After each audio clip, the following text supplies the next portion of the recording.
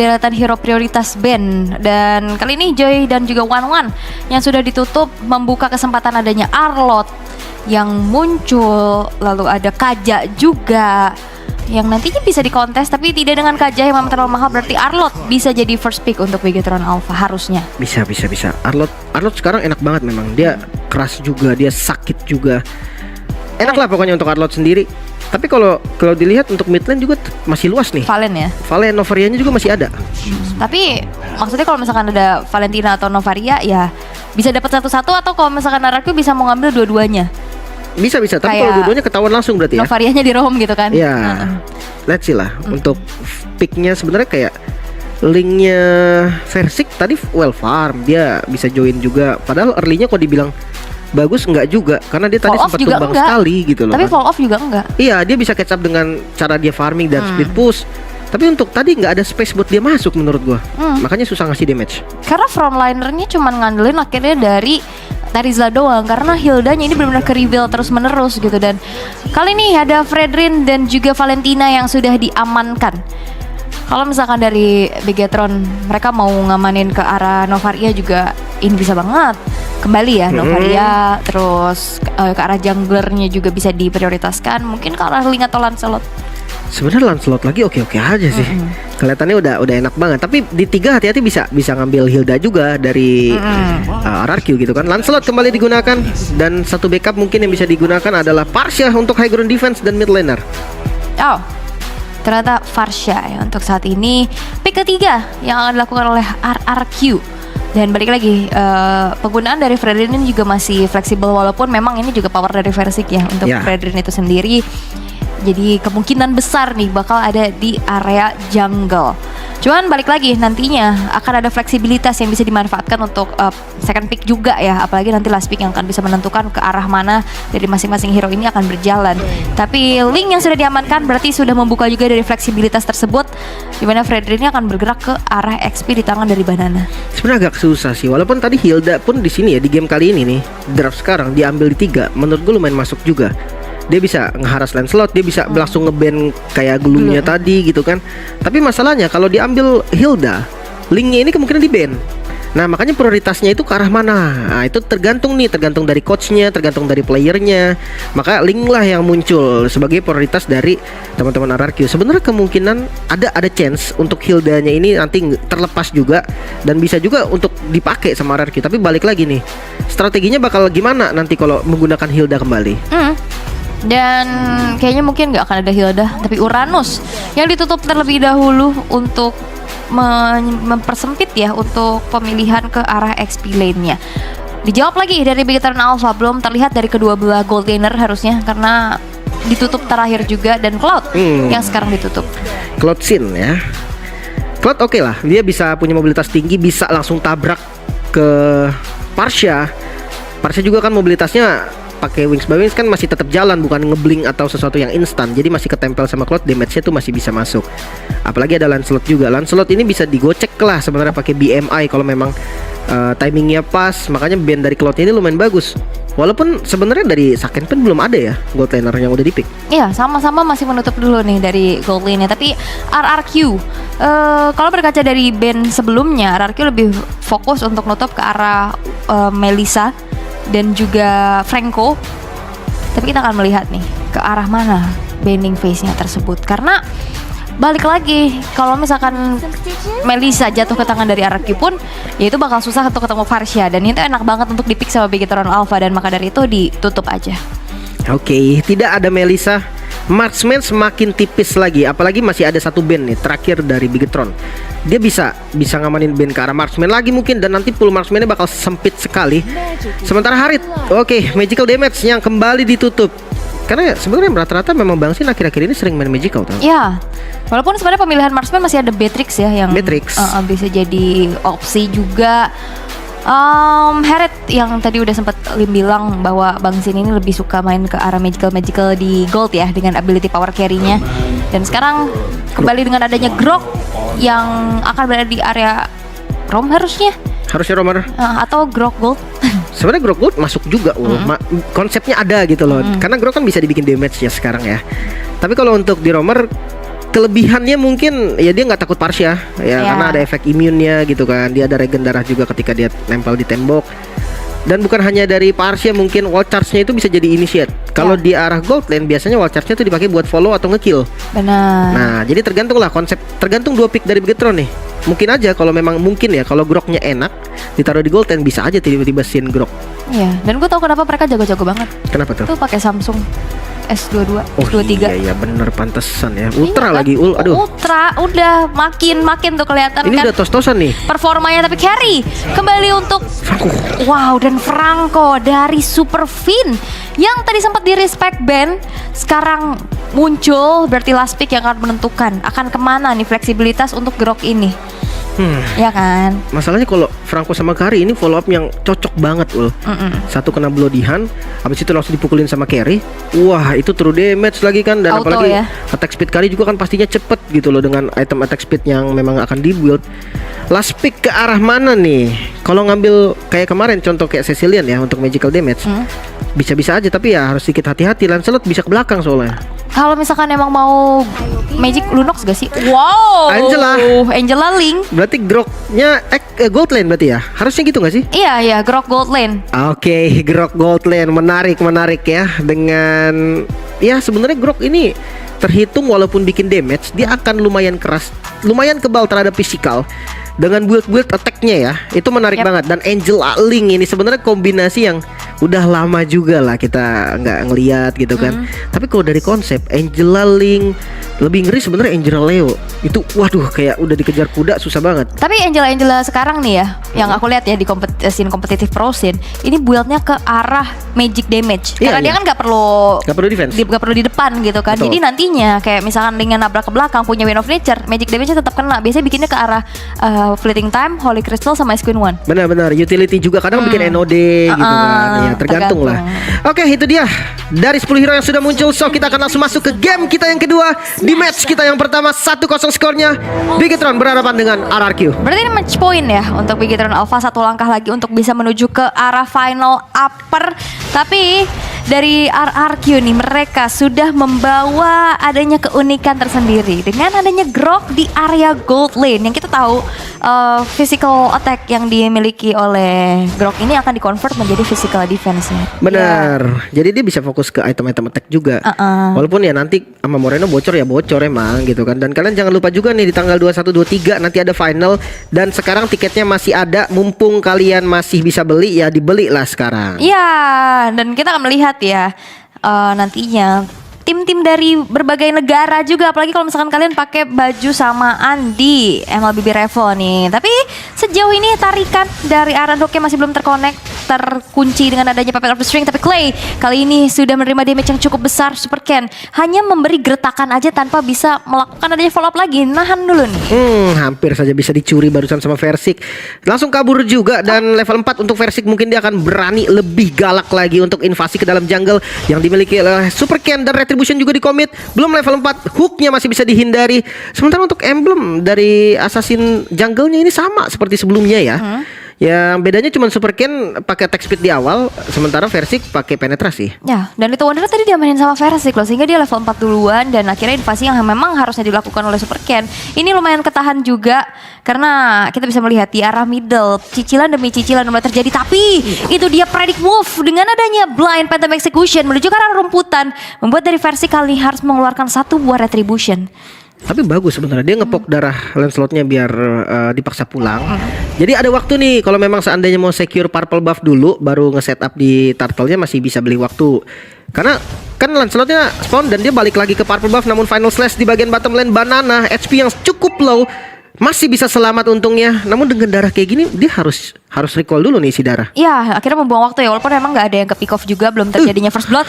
Tapi hampir saja Iron Hook-nya berhasil untuk masuk ke dalam area jungling yang dimiliki oleh Versik. Tapi melihat kali ini ada Heartguard yang sudah siap siaga, dipaksa turun dari area tembok-tembok yang dimiliki oleh Versik itu sendiri. Tapi soft defensif kali ini mencoba untuk masuk lagi, tapi Sorizo yang berhasil ditumbangkan, terkena efek suppress. Versik kali ini mencoba untuk masuk dengan adanya satu buah kontes Retribution, seperti Phantom Execution Retribution plus Retribution bisa dimenangkan oleh Super Ken sehingga turtle pertama bisa diamankan, walaupun Super Ken berhasil dihilangkan pula. Dua player yang hilang dari Bigetron Alpha membuat dari RRQ sekarang mulai memegang kendali atas game yang kedua. Waduh, ini Link Angelanya mulai kelihatan ya. Bisa ngebait Bloody Hand loh tadi.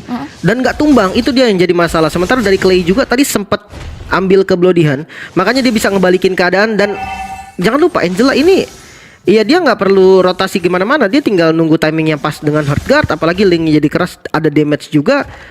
Gold lane-nya juga terhitung strong lah untuk clear dari scene. Jadi wah, konsep dari RRQ di game kedua lumayan oke sebetulnya. Iya, dan ya udah makin mensupport lagi kebarbaran dari Versik, dan ini yang bisa dimanfaatkan juga. Mantap execution defensif dari Super Ken, dan Puppet of the String-nya masih belum terkonek juga dari Cipuy yang berada di dalam tubuh Versik, sehingga tidak ada lagi inisiasi berlebih yang dilakukan oleh RRQ sejauh ini. Tapi terkena dia Bloody Hand kali ini, follow up yang masih belum cukup nampaknya, dan bahkan Firasat dari belakang masih belum bisa untuk menyelamatkan Super Fin dari sergapan yang dilakukan oleh RRQ. Ya pelan-pelan tapi pasti rotasi dari teman-teman RRQ ini mulai berdampak ke arah Bigetron Alpha. Mungkin memang nggak tumbang ya dari Super Ken ketika rotasi barusan. Tapi ya paling nggak ngedelay nggak sih? Dia bisa ngulur waktu lagi untuk farmingnya. Intinya purple buff dulu nih, purple buff dan orange buff dari Versik ada, dia bisa mimpin rotasi. Bahkan untuk sekarang ya, siapapun bisa ditabrak karena ada bantuan Angela. Nah itu, makin ya menyesuaikan lagi dengan kebarbarannya. Tapi ada chart ternyata yang memang menjadi defensif aja ya bagi scene di sana, karena nggak di follow up berlebih lagi. Saken yang udah mulai kecicil masih fokus untuk clear lebih dahulu, walaupun Super Ken hampir saya tertangkap. Masih ada pangcer untuk menuju ke arah belakang, tapi langsung di dive in dengan dari sebuah Tempest of Blade, dan sakit banget damage killing seperti di secure. Di tangan Versik masih ada Cipuy di dalam tubuhnya, sehingga masih cukup kuat untuk berada di lini depan, dan bahkan Sorizo gak bisa bertahan lagi. Dan dua player dari Bigetron Alpha berhasil dihilangkan menuju ke arah Super Fin yang bakal langsung di commit, tapi nampaknya masih belum ada backup yang dilakukan dengan ada Video Strike membuat dari Cipuy kali ini harus hilang, walaupun pertukarannya kembali terjadi antara kedua belah roamer. Ini baru barbar ya. Versik bahkan Turtle pun gak bisa menghentikan kombinasi antara Versik dan juga Cipuy. Turtle bisa didapatkan oleh teman-teman dari RRQ, bahkan bisa juga nih Turtle menjadi bonus karena Banana langsung melakukan zoning out terhadap Sorizo di bagian depan, sehingga Turtle bisa didapatkan secara free. Wah, ini versi barbarly ya. Barbarian surgawi. Dia udah dapetin altar turret di arah bawah, dan terlihat dari segi itemnya nih. Corrosion, item pertama oke, attack speednya ada efek slow juga kan, lumayan banget, ditambah dari puppet stringnya Angela, makin parah lagi slownya. Next itemnya mungkin langsung ke Berserker Fury ya. Iya, dengan favor dari Angelanya, mau item pertamanya ke mana nih? Ke fitting harusnya ya, untuk bisa makin nge-spam lagi dari hard guard-nya juga.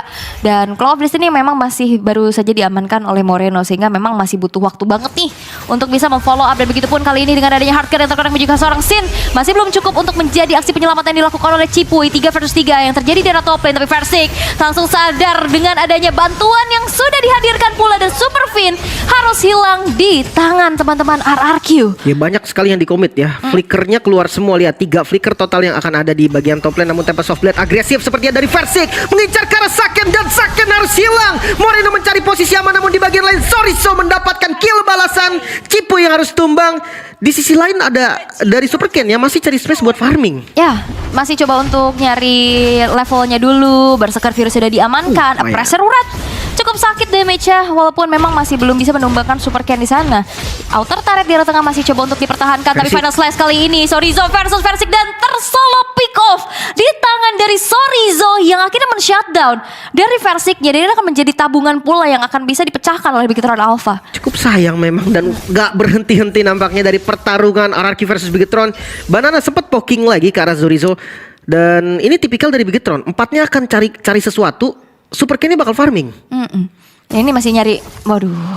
Nyari. Iron Hook-nya masih belum terkonek ya. Walaupun ya masih ada bala bantuan yang terjadi di arah top lane untuk bisa merontokkan outer turretnya. Tapi Versik sudah hadir kali ini, langsung terkena Bloody Hand, dan juga ada Video Riser di arah belakang. Tapi Hardcast sudah siap siaga untuk langsung menjadi garda penyelamat juga. Dan bahkan kali ini Super Fin again berhasil untuk ditumbangkan, walaupun ada yang terpick off sendirian di depan sana. Moreno hilang, Saken bakal coba dikejar, dan flicker dan one charge dari Sin berhasil mempick off keberadaan dari Saken, dan 3 player dari Bigetron Alpha yang berhasil untuk dihilangkan, membuat dari RRQ kali ini masih terlihat mendominasi. Oke, kendali masih dipegang, tempo masih ada untuk RRQ. Tonros defensif dari Super Ken bisa menyelamatkan nyawanya. Namun untuk killnya diuntungkan sekali bagi teman-teman dari RRQ. Bukan hanya kill, turret pun bisa diambil, namun Cipuy harus sedikit hati-hati. Healnya kencang banget, final slash-nya keluar, bahkan sudah habis skillnya dari Sorizo. Siap untuk dikepung kali ini. Clay dan Sin juga Banana dari bagian belakang siap untuk ngepanis. Buying time yang cukup lama tapi tetap harus tumbang. Yap, karena memang 4 player ya akhirnya.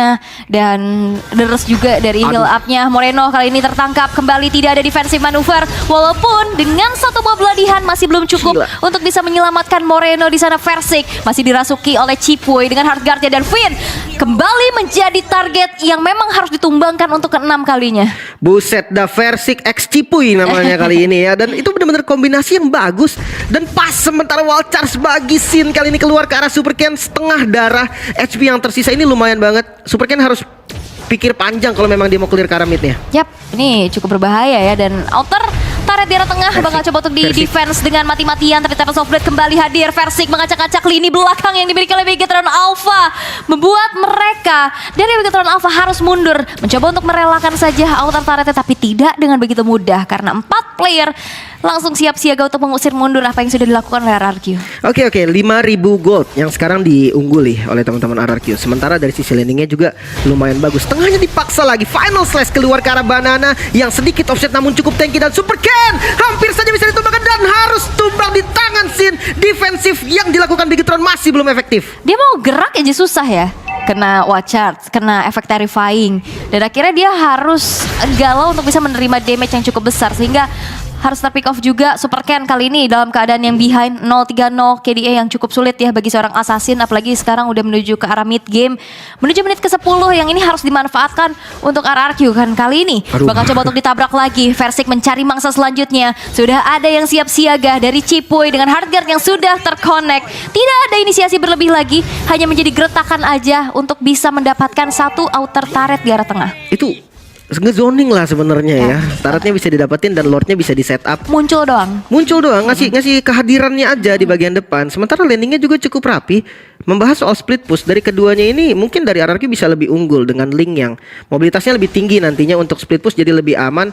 Makanya lihat, masih sempat clear atas dulu nih dari Linknya. Sementara lordnya udah mulai dipegang sama teman-teman RRQ. ya yang kita tahu ya, mobilitas dari Link ini memang tinggi banget juga kan. Dia bisa lari dari tembok ke tembok dan bisa langsung follow up dengan cepat.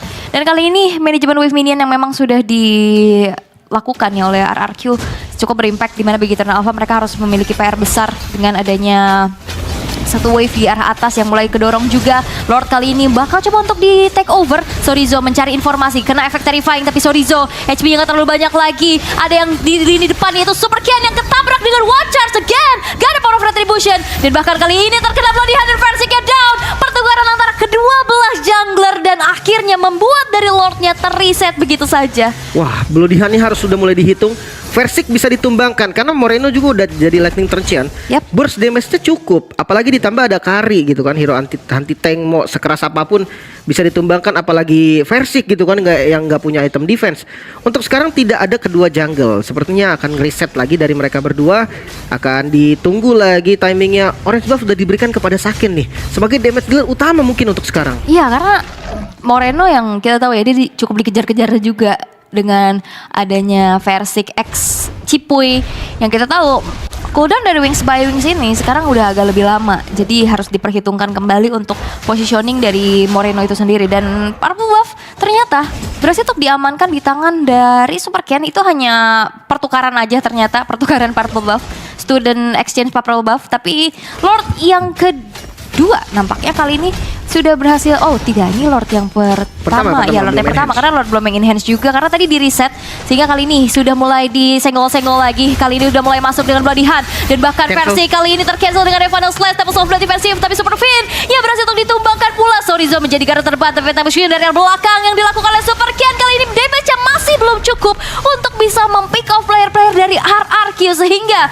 hilangnya Super Fin kali ini akan menjadi kesempatan untuk RRQ bisa mendapatkan Lord yang pertama. Wah, posisinya lumayan lumayan bagus dan pertarungan kembali terjadi. Tonros keluar scene, coba untuk zoning di bagian depan namun tidak ada wall charge dan masih bisa selamat. Tidak, ternyata bisa ditumbangkan dari scene 4 melawan 4. Posisi darah dari Bigetron sudah mulai low. Masih ada Super Ken di bagian depan. Lordnya sudah mulai sekarat Saken. Langsung ngezoning di bagian depan. Masih ada Vital Strike juga mengincar ke arah banana. Super Ken sekarang takluknya bisa didapatkan oleh Super Ken. Saken yang masih punya win of nature kali ini fight di arah depan namun tetap harus tumbang. Dua yang harus hilang dari Bigetron. Masih mau lebih, ternyata Moreno bakal menjadi target selanjutnya dapat final slash. Versik down. Masih ada Moreno di bagian depan. Cipuy dapetin killnya. 3 hilang dari teman-teman Bigetron. 3 player hilang, tapi setidaknya mereka dapetin Lord untuk bisa menjadi nafas mereka lagi karena Cipuy kali bakal coba untuk dikejar oleh Sorizo di sana dan gak bisa bertahan. Kali ini Clay kembali mencoba untuk menjadi target operasi yang dilakukan. Final slash dibuka dan Clay hanya bisa berpasrah saja dan shutdown. Double kill di secure di tangan dari Sorizo. Oke. Bigetron kembali mempunyai momentum dengan dapatnya Lord, dia dapetin kill juga. Versik sekarang masih butuh waktu untuk dapetin purple buff. Sementara Lord di bagian bottom lane ini udah terhitung enhance harusnya kan. Dia bisa ngecharge 2 kali loh. Jadi kalau memang innernya ini kena tabrak hancur, nanti di base turret kalau di follow lagi bisa ngecharge lagi. Iya, dan sekarang momentum yang ternyata berhasil untuk dipegang ya sama Bigetron Alpha. Oke, 3 player hilang tapi mereka dapat Lord dan ini menjadi nafas kembali untuk mereka bisa mendapatkan berbagai macam keuntungan dengan adanya 2 turret di arah bawah, outer turret yang sekarang udah hancur juga di arah tengah dan atas. Dan ini membuat dari goldnya yang tadi terlihat timpang ya di angka 5.000 sampai 6.000 sekarang udah mulai kekejar nih, bahkan kurang dari 1.000. Iya, ini udah harus cari cara lagi dari RRQ untuk mengembalikan momentumnya. Mungkin combo dari Angela Link-nya juga udah nggak bisa efektif di awal tadi. Karena udah ada Franco yang lumayan keras, udah nggak bisa diincar secara cepat. Mau nggak mau konsep kayak tadi itu lumayan bagus. Versinya maju ke depan ngebait dari Bloody Hand, tapi bisa di cancel sama Banana. Iya. Oke, dan sejauh ini dari item build juga memang ya udah mulai dikejar juga di mana Sorizo yang dapetin poin shutdown tadi ya 2 kali kalau nggak salah, dan itu menjadi tabungan juga untuk Sorizo itu sendiri, membuat dirinya semakin sustain lagi untuk berada di lini depan dengan ada Thunderbelt, Dominance, dan Radiant Armor. Iron Hook kembali terjadi di arah dengan dan bahkan Watchard sudah 2 orang sekaligus dengan Pressure World kali ini. Super Ken berhasil untuk dihilangkan kembali dan bahkan ada yang terculik sendirian di depan secara shutdown tercipta. Sorizo berhasil untuk dihilangkan di tangan RRQ, membuat dari Bigetron Alpha kembali tersisa dengan 3 player saja dan mereka harus mundur terlebih dahulu. Momen kembali diciptakan oleh teman-teman dari RRQ. Orange buff masih bisa di-secure namun inner turret di bagian mid lane. Coba di defense mati-matian Versik yang mulai datang gak greedy seperti di awal. Dia udah tahu gak bisa ditabrak lagi. Apalagi kalau misalkan ada Bloody Hand yang siap untuk nge-counter di posisi Saken yang siap follow up, itu bakal jadi resiko yang sangat tinggi. Namun ya dengan satu momen tadi 2 kill yang cukup mahal, Sorizo dan Super Ken yang hilang. Ini dua-duanya kan satu frontliner, yang satunya lagi juga damage dealt yang memang ini angka yang benar-benar baru pertama kali gue lihat kalau nggak salah buat Super Ken. Iya. Ini angka yang nggak bagus banget dan purple buff-nya udah mulai diinvasi. Ya, dan ternyata 24% ya. 5 kali hooknya connect dari 21 usaha percobaan. Ini kelihatan dong bawahnya berdua. Harusnya iya. Dan oke, bakal coba untuk dibuka dari Magic Sentry-nya terlebih dahulu. Dan Lord yang sekarang coba untuk diamankan tanpa adanya kontes tampaknya, tapi Sorizo sudah mulai hadir. Super Ken-nya di zoning out abis-abisan dan retribution dari Versik untuk bisa menyelamatkan, dan Super Ken kembali harus terculik.